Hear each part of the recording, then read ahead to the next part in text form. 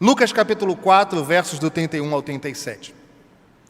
O que há de incomum, pense aí, entre Martin Luther King Jr., reverendo Martin Luther King Jr., Nelson Mandela, Barack Obama, e a lista poderia ficar aqui infinitamente.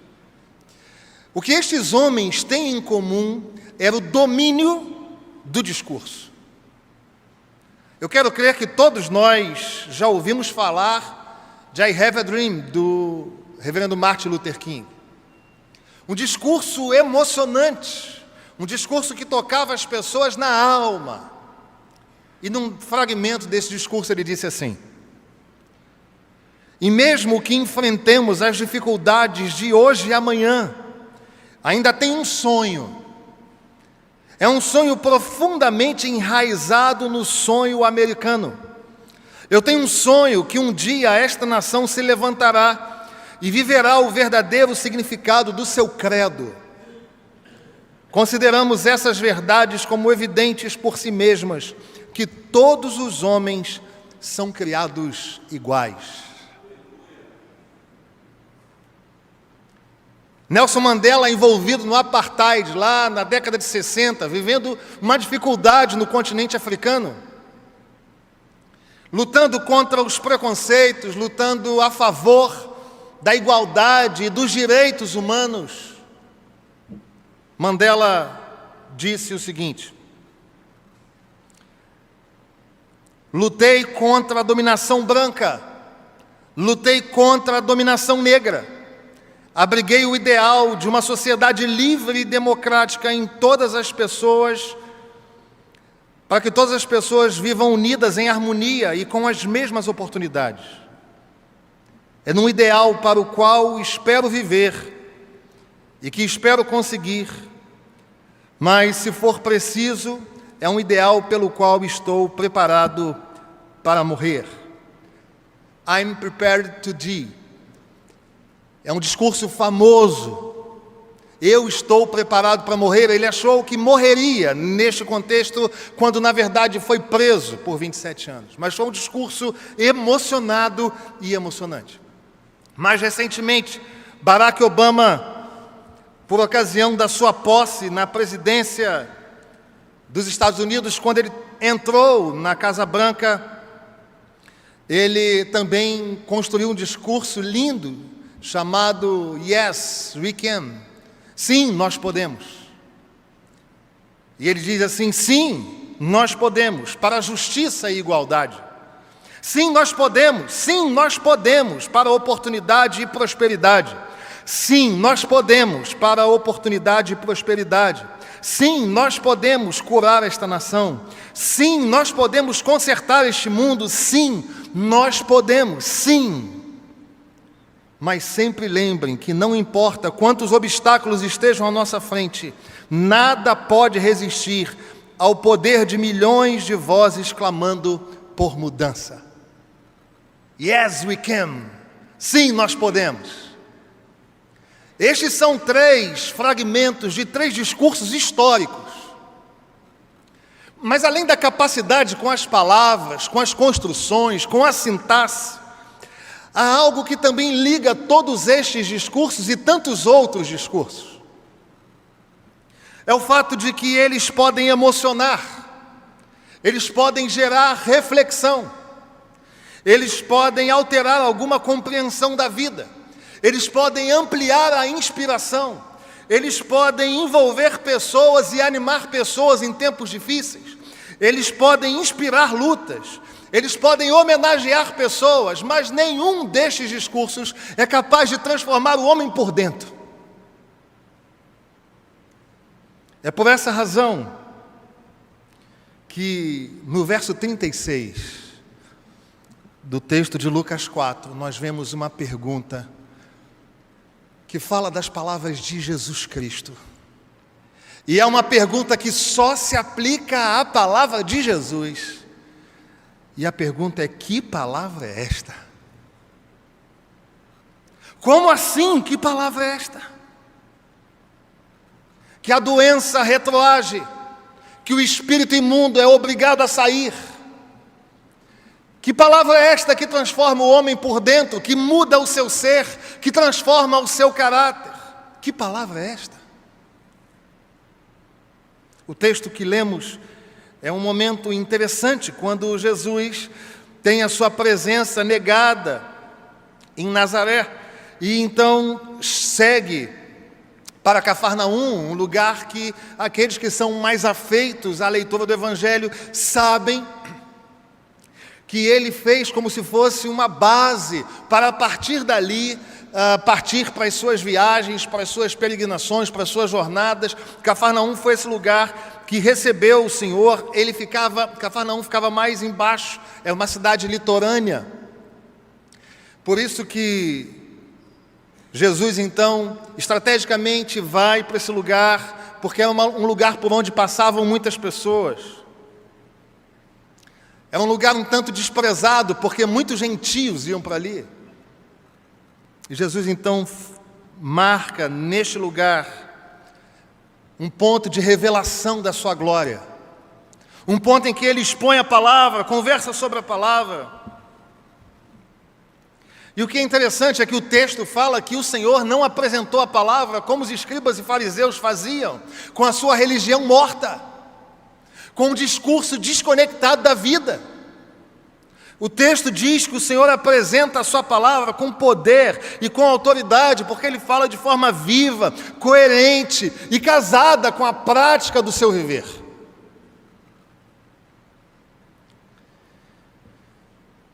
Lucas 4 narra então esse momento em que Cafarnaum contempla as palavras de Jesus a transformar a vida de um possesso. E diante deste cenário, eu quero compartilhar com os irmãos, nesta manhã, a respeito dos impactos das palavras de Jesus. Os impactos das palavras de Jesus. Uma vez que nós temos acesso, uma vez que nós fomos envolvidos pelas palavras do nosso Mestre, quais são os impactos desta palavra no nosso coração? Quais são os impactos da Bíblia, do Evangelho de Jesus na nossa vida e na nossa prática? Em primeiro lugar, o primeiro impacto é que a palavra de Jesus transforma vidas. Nós vemos o verso 32 claramente.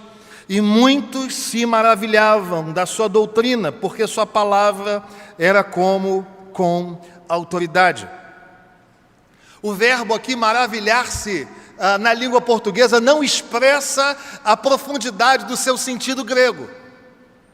O verbo maravilhar-se aqui é ekplesso, e significa o ruído, o barulho dos golpes contundentes das ondas sobre a praia. Também expressa a ideia de que algo é retirado por meio de um golpe. A palavra grega significa, então, que quando aquelas pessoas, ouvindo Jesus, ficaram maravilhadas, é como se a palavra do Senhor, que é espada de dois gumes, tocasse o fundo da alma daquelas pessoas, e aquilo que lá estava equivocado era como que um golpe arremessado para longe, e ali passava a ocupar a palavra de Deus. Ou como a figura da onda que vai sobre a praia e sobre ela bate, trocando ali a areia, trocando ali as substâncias que ali estavam, sendo substituídas por causa do impacto da onda. A palavra grega aqui para maravilhar-se é algo que muda a nossa percepção com relação a esse texto. Não é aquele maravilhamento estático, opaco, de como é linda essa palavra. Porque na cultura do Ocidente é assim que a gente entende maravilhar-se. Eu chego diante da praia e fico maravilhado. Eu vejo uma obra de arte e fico maravilhado. Que coisa linda. Mas não é este o sentido grego. O que a palavra de Deus está dizendo é que as pessoas que ouviram a palavra de Jesus foram transformadas. Receberam um golpe da palavra do Senhor no coração, tirando do coração deles um coração de pedra e colocando ali um coração de carne. É transformação. Hebreus capítulo 4, no verso 12, a palavra de Deus vai dizer: pois a palavra de Deus é viva e eficaz, e mais afiada do que qualquer espada de dois gumes. Ela penetra até o ponto de dividir a alma e o espírito, juntas e medulas, e julga pensamentos e intenções do coração. É viva e eficaz. É impossível ouvir a palavra de Deus e permanecer da mesma forma. A palavra de Deus é poderosa, é viva, é inerrante, é inspirada pelo Espírito Santo. E por isso que quando nós a ouvimos, quando nós meditamos, quando nós lemos, quando nós ouvimos uma exposição bíblica, nós nos tornamos maravilhados no sentido grego, como que recebemos um golpe no coração e é retirado de nós aquilo que não agrada ao Senhor e fica no nosso coração aquilo que agrada a Deus. Paulo vai dizer aos Romanos,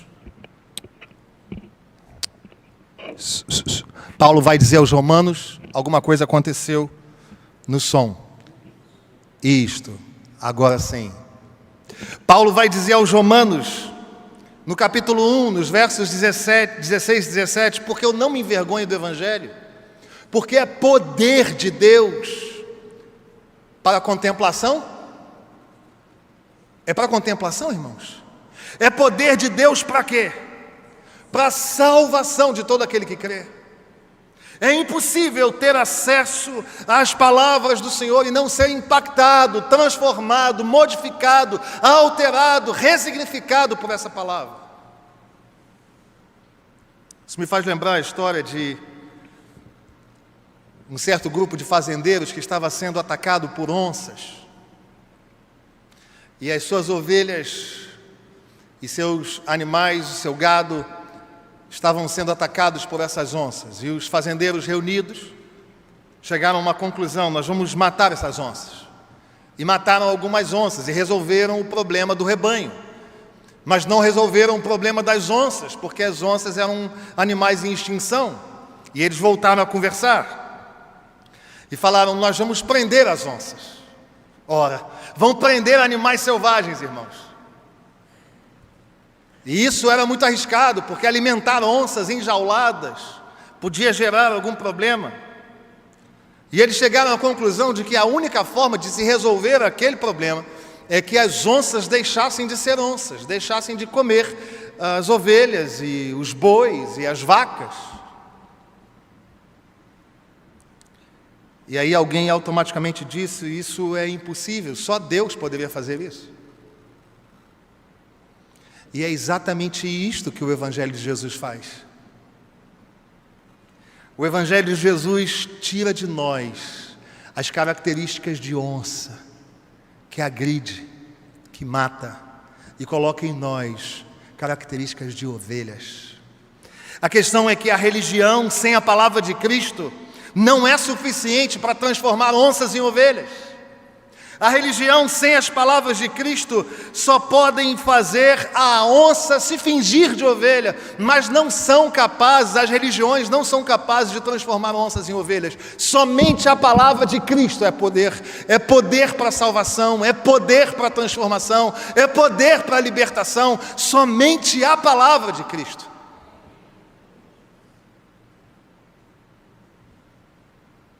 Segunda Coríntios capítulo 5, verso 17, eu começo, os irmãos terminam. Assim, se alguém, nova criatura, as coisas velhas, e eis que tudo, somente a palavra do Senhor pode fazer isso, aleluia. Segundo lugar, as palavras de Cristo transformam as vidas. As palavras de Cristo silenciam as obras do diabo. É interessante que os versos 34 e 35 narram um momento em que Jesus, ensinando na sinagoga, é surpreendido por alguém que estava possesso dentro da sinagoga. Os historiadores vão dizer que há a possibilidade de este ser um evento maior de possessão naquela vida era muito grande, porque se fosse declaradamente possessa, a pessoa não poderia entrar na sinagoga. É possível que esta pessoa vivesse crises, outras, menores, no ambiente da sua família, mas uma vez que o demônio que estava dentro daquela pessoa ouviu as palavras de libertação, é como que ele eclodisse, ele não consegue suportar, ele tem que se manifestar para ser repreendido e para a glória do Senhor se fazer naquele lugar. A presença do ensino, da palavra do Senhor Jesus, silenciou o espírito imundo. E é imundo porque é pecador, e é imundo porque leva ao pecado.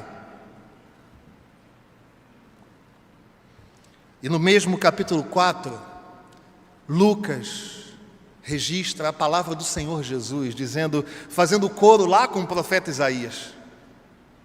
O Espírito do Senhor está sobre mim, Jesus falando sobre Ele mesmo. Porque o Senhor me ungiu para evangelizar os pobres, enviou-me para proclamar libertação aos cativos e a restaurar a vista aos cegos, para pôr em liberdade os algemados e apregoar o ano aceitável do Senhor. O Senhor Jesus Cristo veio para libertar os cativos. A sua palavra veio para libertar os cativos. Há poder no sangue e na palavra do Senhor para libertar aqueles que são oprimidos pelo diabo. 1 João capítulo 3, verso 8, diz que para isto se manifestou o Filho de Deus, para destruir as obras do diabo. Nós não temos medo do diabo, nós não temos medo dos seus anjos, nós não temos medo de nada disso, porque em nós habita o Espírito da verdade, que ressuscitou o Senhor dos mortos. A Ele a glória, é Ele que silencia as obras de Satanás, é a Ele que nós clamamos para que o Senhor repreenda o diabo. O poder que silencia o inferno resolveu habitar em mim. O poder que silencia o inferno resolveu habitar em você, meu irmão. Esse é o maior poder do universo.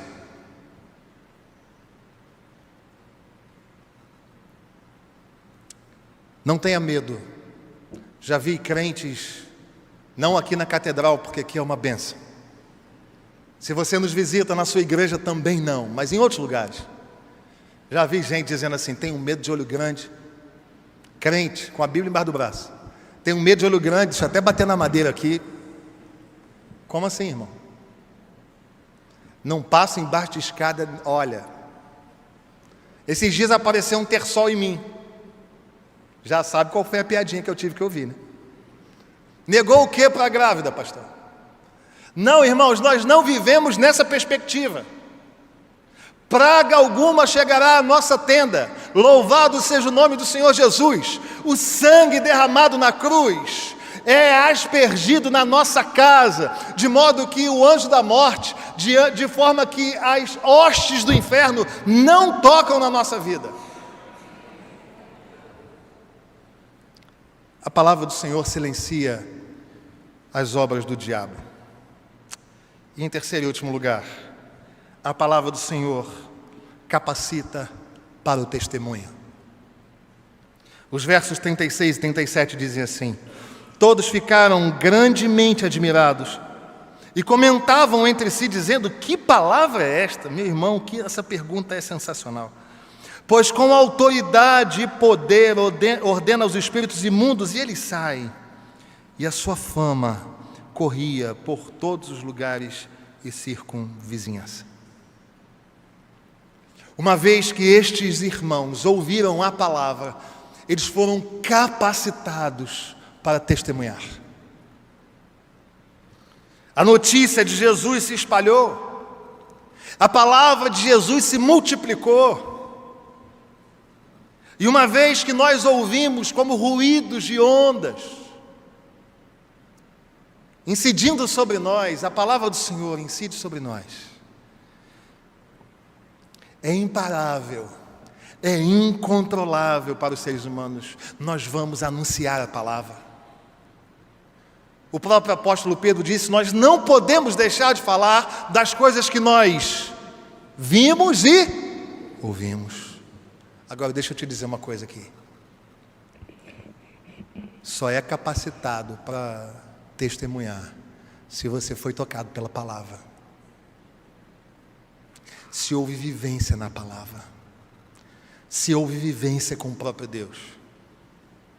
Porque se você não foi tocado pela palavra, se a palavra não abriu a cela da sua boca, se a palavra não tocou a sua alma no profundo, mudando o seu ser, revolvendo a terra do seu coração, plantando uma semente linda e fazendo-a crescer, você vai continuar aí falando de Lula, de Bolsonaro, de questões econômicas, de futebol e de tantas outras coisas, mas não vai ser capaz de falar da verdade que liberta. Porque somente o Senhor, por meio da sua palavra, nos alimenta e nos dá condições de testemunhar a respeito daquilo que Ele faz e fez na história da igreja. Somente por meio da palavra do Senhor é que nós somos levados a olhar para o futuro com esperança e a aguardar as realizações das promessas aqui contidas.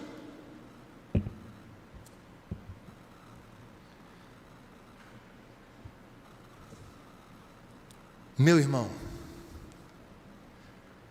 é a palavra de Deus que dá a condição de você testemunhar. E você tem lido o quê? Você tem se alimentado de quê? Nos seus grupos de WhatsApp você recebe vídeos sobre o quê?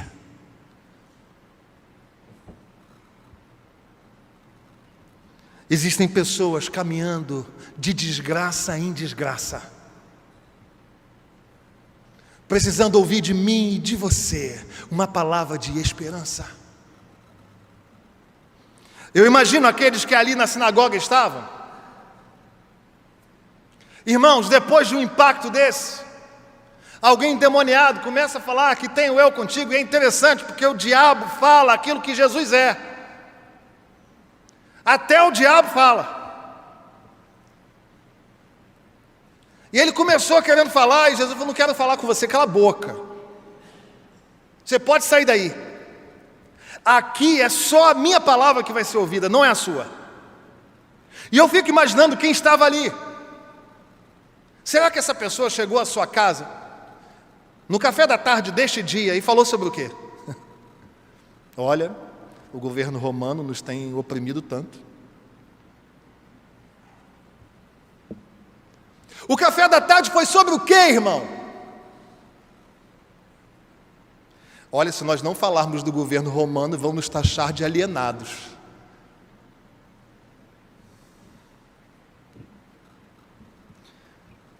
Embora a palavra não diga isso, a palavra de Deus diz que se multiplicou o evangelho. O assunto nas mesas era: olha, surgiu entre nós aquele que foi anunciado pelos profetas. Ele tem palavra de vida. Ele não fala como os outros, ele fala com a alma, ele fala com a vida. Aquilo que ele diz e aquilo que ele faz estão casados. Inclusive hoje ele esteve na sinagoga e alguém endemoniado estava lá e ele libertou com a palavra do seu poder. Veja, irmãos, eu não estou dizendo com isso que você não possa falar de outras coisas, que você não possa ser um cidadão do mundo, coerente, que enxergue bem aquilo que acontece ao seu redor. Sim, você deve fazer isso. Mas o que estou dizendo é que, por vezes, a desproporção é muito grande. Obrigado, meu irmão. Quais são as implicações, os impactos da palavra de Jesus? Você que gosta de anotar, é a grande chance.